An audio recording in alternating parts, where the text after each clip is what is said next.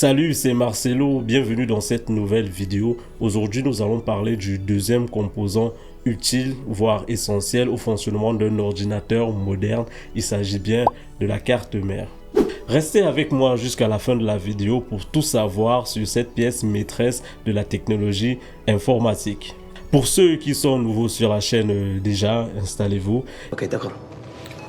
Et je vous invite à regarder la vidéo précédente que j'ai faite sur les processeurs pour plus de contexte. Dans cette vidéo, nous allons essayer de répondre à la question: c'est quoi la carte mère? La carte mère est un circuit imprimé qui supporte et interconnecte tous les composants internes et externes de l'ordinateur. Imaginez un squelette avec son système circulatoire, c'est ça la carte mère. Elle est responsable de plusieurs choses, mais aujourd'hui nous allons nous limiter à l'essentiel, notamment assurer la connexion physique entre les composants de l'ordinateur, réguler le transfert de données et des informations entre les composants de l'ordinateur, et réguler la puissance consommée par les autres composants de l'ordinateur. On remarque que depuis 2010, deux grands fabricants ou constructeurs de cartes mères pour ordinateurs modernes, il s'agit bien des deux géants Intel et AMD. Du coup, la plupart des cartes mères pour ordinateurs modernes sont conçues pour accueillir soit un processeur AMD, soit un processeur Intel. Maintenant, parlons des 5 composants clés d'une carte mère. Numéro 1. Le processeur ou le socket du processeur. C'est ici que le processeur est installé. Il est généralement entouré de systèmes de dissipation de chaleur et de ventilateurs qui permettent au processeur de fonctionner sous une température optimale. Numéro 2. L'emplacement de la RAM ou de la mémoire vive.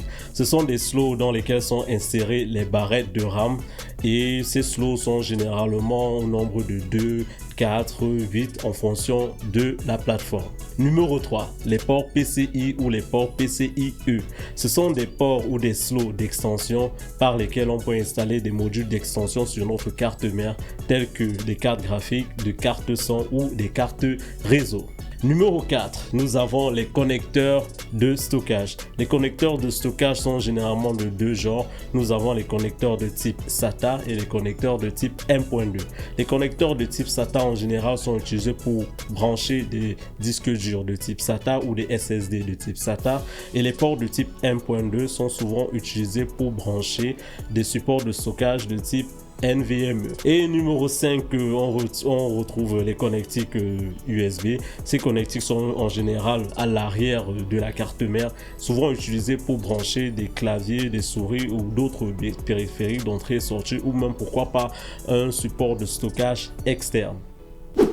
Si vous êtes sur le marché pour l'achat d'une carte mère moderne, voici 4 caractéristiques importantes à prendre en considération. Numéro 1, le format ou la taille de la carte mère.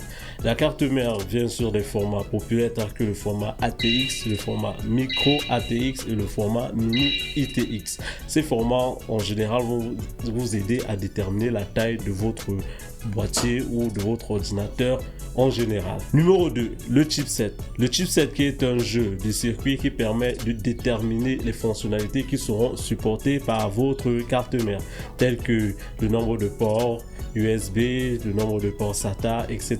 etc. Numéro 3. Le support du processeur. Le support du processeur, c'est simplement le socket dans lequel le processeur sera logé. Il est important de connaître la génération ou le fabricant du processeur pour déterminer le type de carte mère qu'on va choisir. Notons que nous pourrons choisir notre carte mère en fonction de notre processeur ou nous pourrons choisir notre processeur en fonction de notre carte mère. Numéro 4, les fonctionnalités supplémentaires. Et ce sont juste des petits trucs supplémentaires qu'on aimerait retrouver sur notre carte mère, tels que des cartes Wi-Fi intégrées, des puces Bluetooth intégrées ou des systèmes de gestion de RGB intégrés. Et voilà, maintenant vous savez presque tout ce qu'il y a à savoir sur une carte mère moderne. J'espère vous avoir apporté quelque chose d'utile. Ah oui, monsieur, oui. Et on se retrouve à la prochaine fois pour parler du composant suivant. Si vous êtes resté là jusqu'à la fin, écrivez en commentaire mémoire vive. Ça me permettra de me rappeler en fait de la prochaine vidéo. Et sur ce, moi je me casse.